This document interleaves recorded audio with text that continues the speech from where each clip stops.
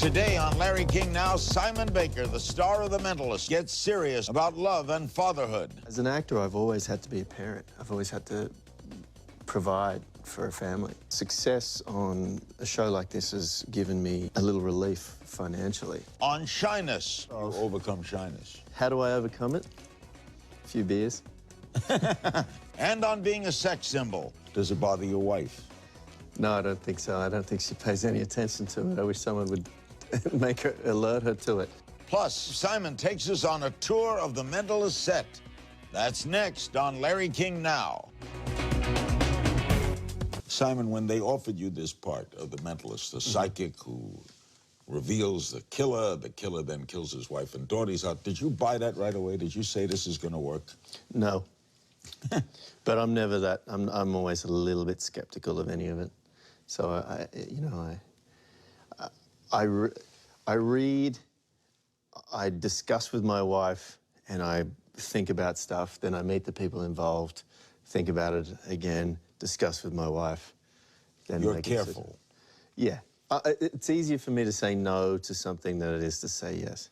Is she involved in all your major decision-making? She's my wife, therefore she's involved in... Yes, we know that. We know that. You know. Did you have to audition for this, or was it offered to you? No, this was just offered to me. What were you doing at the time? I was actually, a very good friend of mine was in hospital. He just had a large portion of his liver removed. He had liver cancer, and I was with him in Australia, in Sydney. So you weren't sure it's going to be the hit that it became? You never know, and here's the thing with television.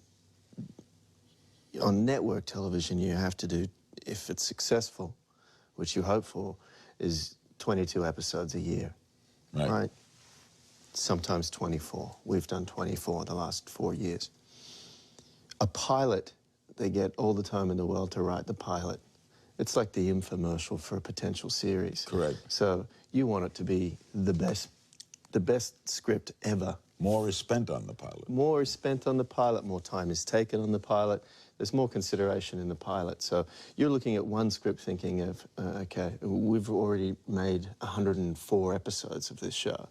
I looked at one script to make my decision to commit to potentially, in this case, at least 104. But it's certainly been great for you. Yeah. Are you anything like Patrick Jane? No, sometimes. Elements. For me, there's always a bit of me in every character I play. Just certain elements are more accentuated. Like I'll turn the volume up on certain aspects of my own personality. Every actor is into something that's in himself, right? Right. You have to be. Well, I think so. Yeah. Remove yourself completely. Yeah. Or you find something in the character. You find something in the character and you accentuate that. Everyone works in different ways. Do you think the plot will ever resolve? Do you think he'll ever have a resolution with the killer? Yeah, I do. Yeah. That's going to come? Yeah. What's reasonable, do you think, for a show to last? You're in 5th season now, right? We're in the 5th season. For a normal procedural show, I mean, it can go on forever, but this is a procedural show that has a serialized element to it. And I think that shortens the lifespan of it because you have to tie that serialized element up. So I don't think I think it'll probably 6, 7 years, maybe. All right, how do you, it's hard to examine something when you're in it so much, but what do you think is the reason for its success? Very simply, a combination of things. I think the timing of it is obviously always going to be the case.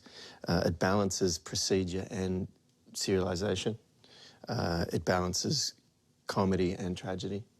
And it's a throwback. I mean, we had this sort of wave of shows that were about the science of crime solving. And this was a bit of a throwback into, the study of human nature. It's not dissimilar to the model that they use with Columbo. Yeah. Solving something. Yeah, and it's a kind of a... The character is a character. Yeah. He's not... He's an interesting cat. Do you, were you ever hypnotized? He uses hypnotism. Mm-hmm. You ever been hypnotized? No. Do you know that it works? I have, by women. But Yes. haven't we all? No, I've never actually formally been hypnotized, no. What has success done, do you think, to you? Recognition, all the accumens that go with it.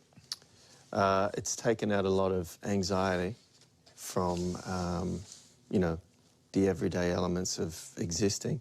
I mean, I've always been, ever since I've lived in the States, I mean, my first film here was LA Confidential. And I drove by just today, Producers Building 1 on the Warner Brothers lot, and it was where I had my very first meeting in Hollywood.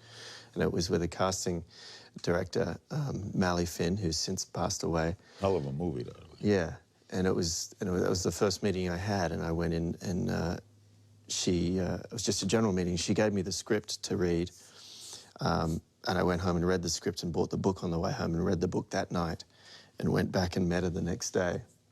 I was very excited, and she said, "Look, I'd like you to meet with Curtis Hanson," and I remember at that period of time, I came here with a 3-year-old daughter. You know, my wife and a 3-year-old daughter. She wasn't my wife at that point. My lover and our child. And as an actor, I've always had to be a parent. I've always had to provide for a family. So success on a show like this has given me a little relief financially. Security. Absolutely, security. And also just, I enjoy working. I like being busy, and it's just, you know, the time, the camaraderie on the set, and just the sheer hours of doing it.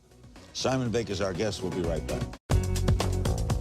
This is my little area of what we refer to as the bullpen.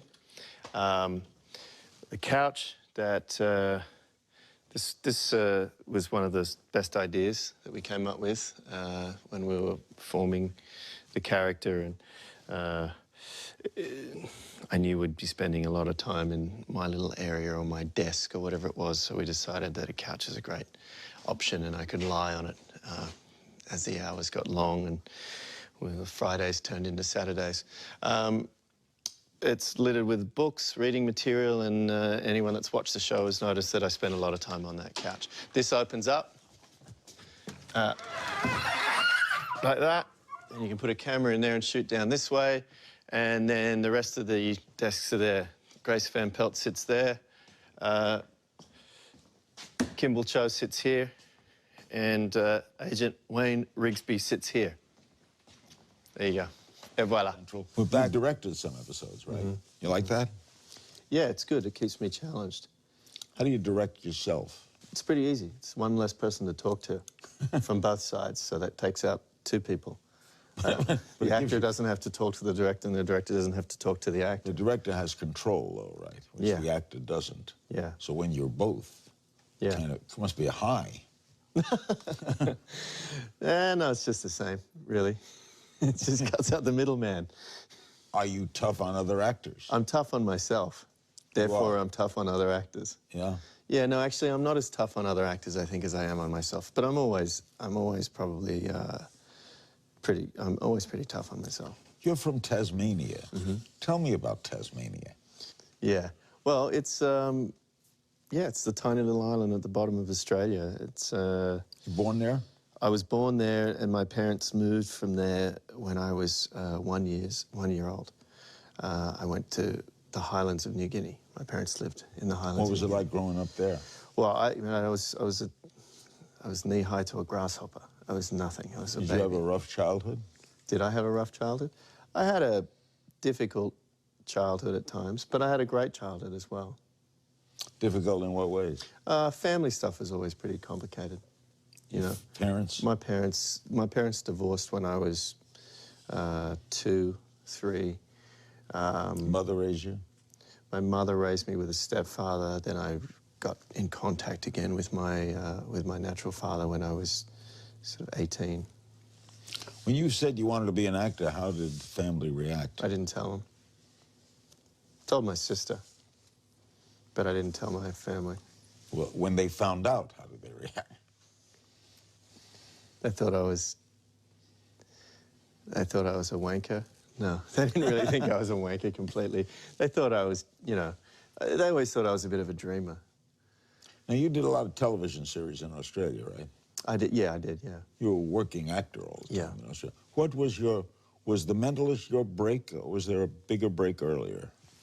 I've had a lot of different breaks. You know, I started when I was 21, 22, and I started on a television show in Australia, and that was kind of my break, I would say, in the scheme of things for me, because it broke the wall of can I do this, or would I even be able to do this, or would I ever have the opportunity, or mainly for me to overcome shyness of being able to do it. A lot of actors have that, right?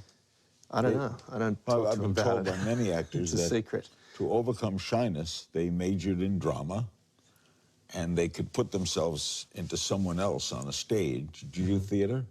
No, not really. I did a little, but But they could put themselves into someone else, and therefore they're still shy. But they're not shy when they're on stage because they're someone else. right. Yeah. Is that the way it works for you? Sort or of. have you overcome shyness? How do I overcome it? A few beers. Australia and beers. What is it with Australia and beers? It's our culture. We get it from the English. It's not our fault. How do you keep up with a hectic schedule and still be a good dad? That is a difficult thing to do. It's difficult to be a good dad all the time anyway. I look after myself. You know, I make sure that my schedule's not that difficult. I have someone drive me to work so that I use my time in the car to work. And I'm just very efficient with my time. I have to Do you be. spend a lot of time with them? I spend a lot of time with my kids, yeah. That's important. Yeah, well, it's very important, I think. Back with Simon Baker after this.